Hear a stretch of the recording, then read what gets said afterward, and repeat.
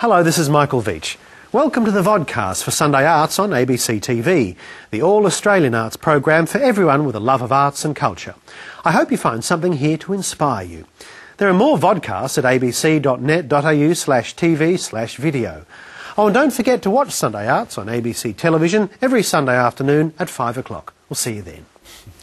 Now, a few weeks ago, I was lucky enough to visit South Australia's magnificent Flinders Ranges. It's not hard to see why its colours and terrain so moved one of our finest landscape artists, Sir Hans Heysen. And now the 1,000-kilometre-long Heysen Trail is allowing new generations of artists to be so inspired. A group of 9 of them, in fact, recently set off along the trail with easels and cameras to create a new artistic legacy. We've got 9 artists from different parts of Australia. This is their first stop before we head off to the Flinders Ranges. This is the most wonderful preserved artist studio in Australia. This has got the essence of Hans Heysen. It looks like he's just stepped out for a minute and will come straight back again. Hans Heysen was the living legend. He was probably, painting by painting, the most successful Australian artist of the 20th century. It'd be very hard to beat him on that. Just trying to imagine how it was for him in this space, where he was painting, where he was putting his painting, and the light, just getting the feel of how it must have been painting in here. Very the way he uses paint is painter. beautiful. Hans Heysen was one of those artists who painted these extraordinary soaring gum trees, who made us see the bush in a different way, who was the first to really open up the Flinders Ranges for artists. We're going to the Flinders Ranges. We're going to visit Wilpena Pound and some of the more iconic spots further up along the trail. And we'll be sketching and painting along the way. It'll be exciting because we've got 9 different artists who all work in their own way. Got the crazy world of Reg Mombassa, artists like Lucy Cullerton and Ewan McLeod, so it'll be exciting to see the final works.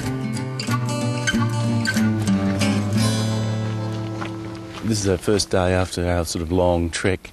Everyone's competitively getting up ready to paint, hoping to get the morning light. I've had a cup of coffee and a piece of toast, drink of water and look around, dingo's breakfast, ready to go. We've got this beautiful backdrop, but also these strange, weird bales of hay that have been just plonked in the middle. Just drawn in my picture, ready for the sun, and the sun's just come, so the painting's just started. I feel like the race is on. Got a great impression of a glowing mountain. It's just red and ultramarine, and it's all beautifully, every rock's just hit by the sun, beautifully highlighted, and very soon, a few more minutes, we'll hit the hay and that'll glow as well. Oh, look at it now, far out.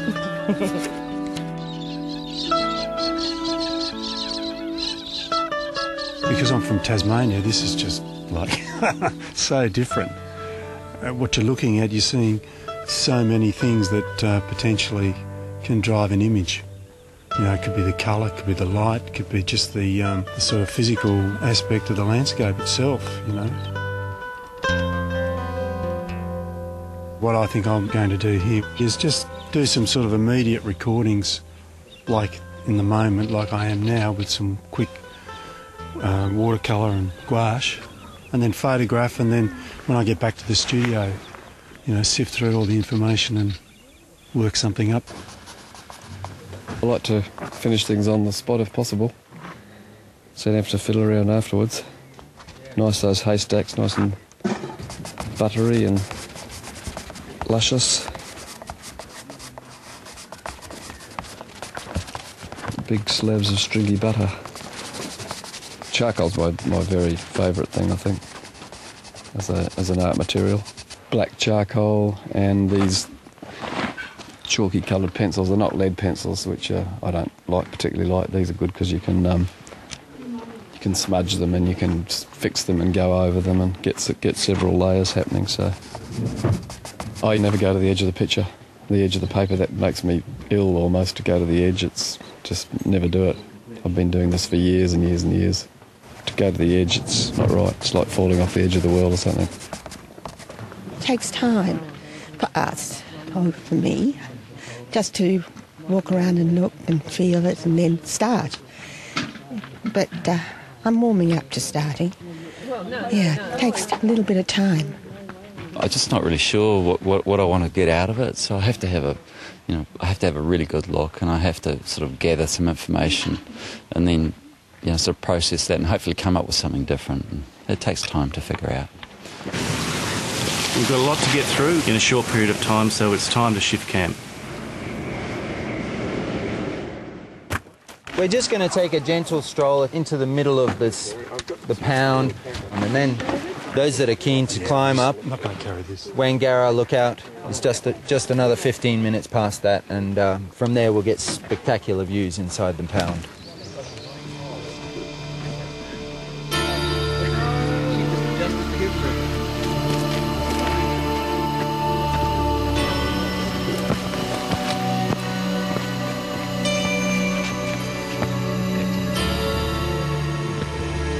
We're at the entrance to the Wilpena Pound, so we're surrounded by it.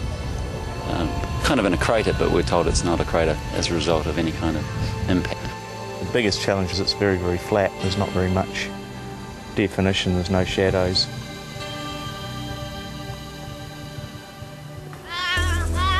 One of the things I like about these paints actually is they have a mind of their own. They kind of run off all over the show, and I paint them quite wet, so they keep running, and when I look at them a few hours later they've kind of done all sorts of things, especially in the back of the car. That was a fortuitous thing when Steve went and sat down.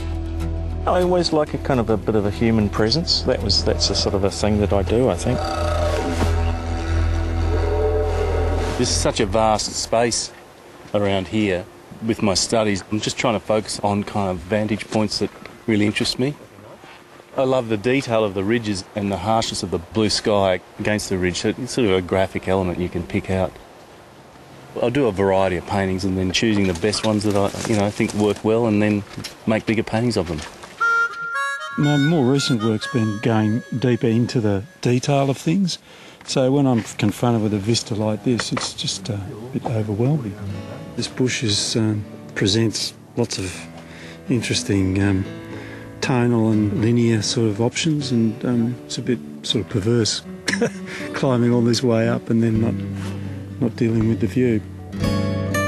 I want to see everything, and I think if you sit in one spot and just do plein air, often you don't see everything. You don't get every possibility. Basically, I paint in the studios, so it's a matter of gathering the information before you go and do that. After a couple of days on the trail, I can clearly see why Hans Heysen was so drawn to this most amazing landscape. When I was painting a river gum, I could understand why he painted them.